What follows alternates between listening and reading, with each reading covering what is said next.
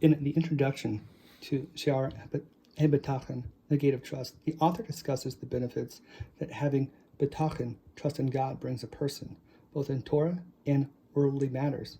In total, he lists 5 Torah benefits and 5 worldly benefits on placing our trust in God alone. This is part 1 of the introduction. I'm going to go through the introduction here. Having previously discussed in the previous gate the obligation to accept the service of God, I've seen it to be appropriate to now explain that which is most necessary for a person who wishes to be a servant of God, and that is to rely on him in all his matters. For by doing so, there will be great benefits both in Torah matters and in worldly matters. Among the Torah benefits is tranquility of the soul, which is free of worry as a result of his reliance on God, just as a servant is bound to place his trust in his master. For a person who does not place his trust in God, places his trust in an entity other than God. If a person places his trust in something other than God, then God removes his divine providence from him and leaves him in the hands of the entity in which he placed his trust. And the person who places his trust in something other than God will be like one regarding whom it is said in Jeremiah 2:13, "For my people have committed 2 evils. They have forsaken me, the spring of living waters, to dig for themselves cisterns, broken cisterns that do not hold water." And as the verse says, Psalms 106:20, "They exchanged their glory for the likeness of an ox eating grass." And as the verse says, Jeremiah 17:7, "Blessed is the man who relies on the Lord, and the Lord will be his support." And as it says in Psalms 45, "Fortunate is the man who made the Lord his support and did not turn to the haughty and those who turn to falsehood."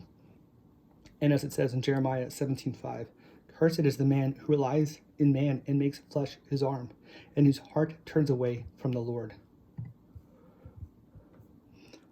Part 3, misguided trust. If he relies on his wisdom, his schemes, his physical strength, and his own efforts, those efforts will be for naught. He will become weak and lose that physical strength, and his schemes and wisdom will fall short of accomplishing his goals. As the verse says, Job 5:13, "He traps clever people in their shrewdness." And as it says, Ecclesiastes 9:11, "I returned and saw under the sun that race does not belong to the swift, nor the war to the mighty, and the wise do not have bread." And as it says, Psalms 34:11, "Young lions suffer want and are hungry, but those who seek the Lord do not lack any good." And if he relies on his abundance of wealth, it will be removed from him and left to someone else. As the verse says, Job 27:19, "A rich man lies down with his wealth intact. He opens his eyes, and it is no longer his."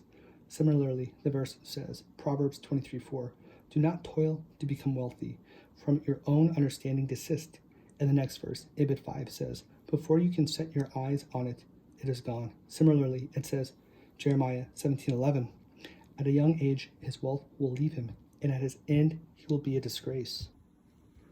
Alternatively, even if the riches themselves are not removed from him, his ability to enjoy the wealth will be withheld from him by God. As the wise man, King Solomon, said, Ecclesiastes 6:2, "God gives him no power to eat of it.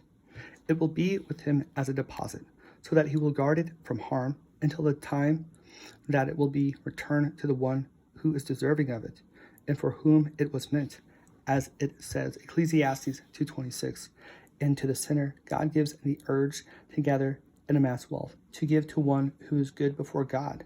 As it says, Job 27:17, "The wicked man will prepare, and the righteous man will use it, and the innocent will divide the money among themselves." It is possible that his money will be the cause of his misfortune as well as the cause of the destruction of his soul. As the verse says, Ecclesiastes 5:12, "There is a sickening evil that I have seen under the sun, riches hoarded by their owner to his own misfortune." Introduction, Part 4, Independence. Among the Torah benefits of Bitachon is that trust in God will bring a man not to serve any other entity. He won't need to place hope in man or expect anything from other people as a result of self-reliance. He will avoid many behaviors that distract him from divine service. He won't need to be subservient to them in order to win their favor, and he will not feel the need to flatter them. He will therefore not consent to spend time with them on matters that are not related to the service of God. He will not be afraid of their wicked behavior, the repercussions of not flattering them, and he will not be fearful of their arguments with him. Rather, he will divest himself from their favors and from the bother of being gracious to them, as well as from the obligation to pay them back for any good they do to him. If he needs to rebuke them, he will not need to be careful of offending their honor, and if he needs to shame them while rebuking them, he will not be embarrassed, and he will not praise their false ways. As the prophet said, Isaiah 57, "But the Lord God helps me. Therefore I was not embarrassed. Therefore I made my face like flint, and I knew that I would not be ashamed." And as it says, Ezekiel 2:6, "Fear them not, and do not fear their words." And at the end of the same verse, it says, "Fear not their words, and do not be dismayed by them." And as it says, Jeremiah 1:8, "Do not fear them." And later in the same chapter, it says, Ibid 17, "Do not be dismayed by them." And it says, Ezekiel 3:9, "As shamir, stronger than flint, I have set your forehead. Do not fear them, and do not be intimidated by them."